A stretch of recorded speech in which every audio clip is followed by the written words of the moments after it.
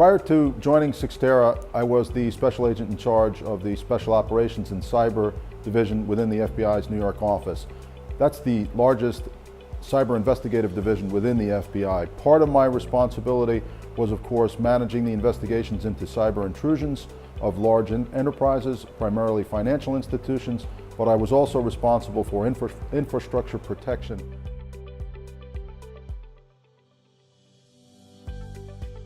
I think organizations today need to take a holistic approach to fighting fraud.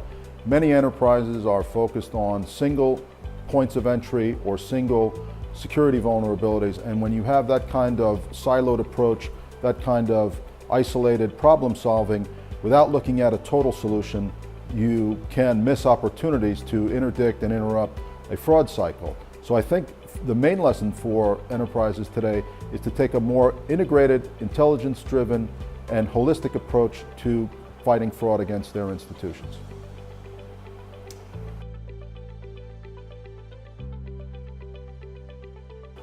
Over the course of my career, I've seen criminal organizations evolve to leverage technology. In the 90s, the challenge for the FBI and other law enforcement agencies was the collection of evidence off of individual devices like desktop computers or even personal devices. Today, we're seeing cyber criminals use sophisticated software and sophisticated multi-pronged attacks against financial institutions and other enterprises to actually leverage their infrastructure against themselves. So the complexity of an organization's infrastructure is being used against it. We see cyber criminals taking advantage of siloed approaches, meaning they are particularly good at information gathering, they're particularly good at execution, and they're particularly good at cashing out. If an enterprise is looking at each of those in a silo, they put themselves at a distinct disadvantage.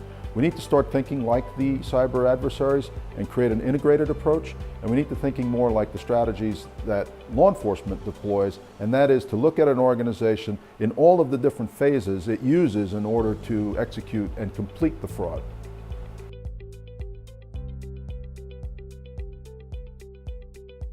Cyber criminals today are using a multi-step process to commit fraud. This gives enterprises an opportunity to interdict a fraud scheme at various points, from the intelligence collection point to the execution phase to the cash out phase. It's important for organizations to leverage all of the tools available to integrate that approach to prevent fraud.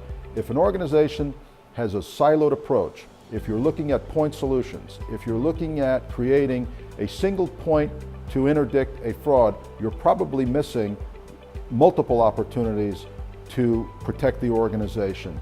It's important to understand that the cyber criminals are facing multiple challenges. We have to put more challenges in front of the cyber criminal. We have to understand what they're doing, we have to see what they're doing, and we have to have the ability to stop what they're doing. And that requires an integrated approach. Law enforcement, for example, will have, of course, intelligence gathering capabilities to understand the adversary. We'll have a monitoring and surveillance capability to understand what the adversary is doing in order to execute the fraud. And of course, we'll have the ability to detect when that fraud is being cashed out. I think private organizations would do well to take the same approach. That's a multi-layered approach, giving you multiple opportunities to interdict fraud to protect your enterprise.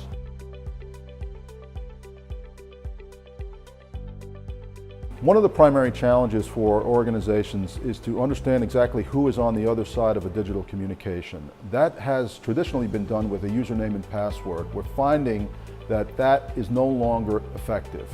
We need more robust authentication, more ways to understand and to verify that the person we're doing business on the other side of the wire is the person that we think they are, whether it's our customer, our partner, or anyone else we're connected to. Having just a username and password is insufficient. Cyber criminals have come to a point where the use of a username and password is just a speed bump in their fraud scheme.